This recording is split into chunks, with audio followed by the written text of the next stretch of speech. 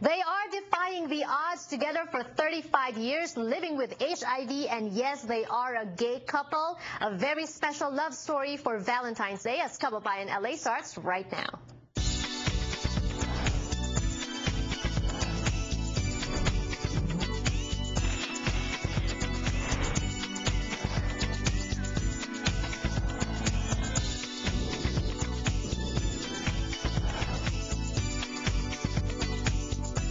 It's a very special Valentine's edition of Kababayan LA today, guys. Happy Hearts Day, maligayang araw ng mga puso. At pag pinag-uusapan po ang puso, lahat ng tao ang pinag-iisipan at pinag-uusapan pag-ibig or love. And that is why today on the show, we're gonna introduce you to a very special couple. Like I said earlier, they have been together for 35 years. You know, people are talking about marriage, Proposition 8, gay marriage and all that. There's a lot of issues, and one of those is that some gay couples last longer than, you know, man and woman, husband and wife. Heterosexual couples, Heidi Klum, what was that, 7 years?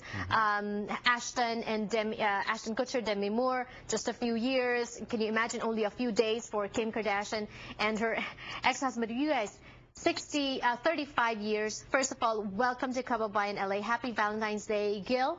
And your partner, Juan. Hello and welcome to the show. Thank you. Thank you for having us here. So, wow, 35 years. Let's first talk about how you guys met 35 years ago. 35 years ago. Well, let's go back to 1976, the bicentennial. And at that time, both Juan and I were very active in a lot of community issues.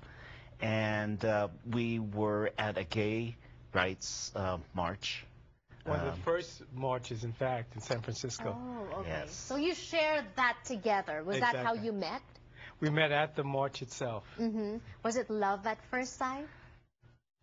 I was at that time in a relationship with someone else. Oh, okay. How old were you? At that point, I was probably 28, I believe, 27, 28. Pretty youngish. Yeah, youngish. How about you? Oh, it was love at first sight for me. I was jealous that he was with someone. Oh, wow. Were you together? Were you walking with somebody, with your ex-boyfriend at that time? The scenario was my ex at that time was, he and I were carrying a banner. And the banner had to be returned to a friend, and the friend happened to be Juan.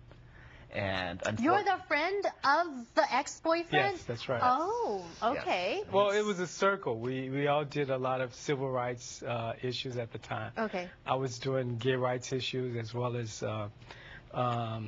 minority rights issues at the same time. And Gil was involved in anti-war, anti-martial law.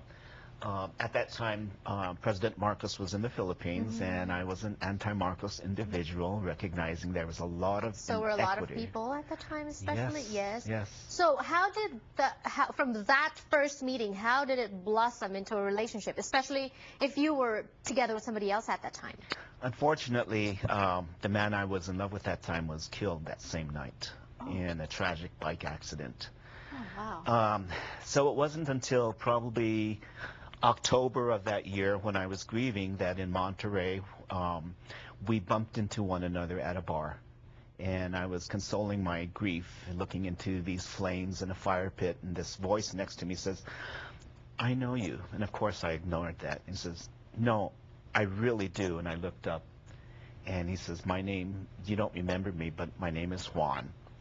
And when you're ready, here's my phone number and give me a call." Oh, how sweet, Juan. You weren't attached at that time. No, you weren't in a relationship. No. What about him did you like, or what attracted you?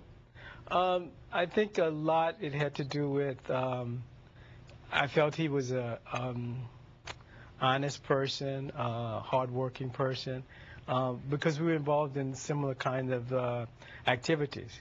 And also I thought he was just handsome.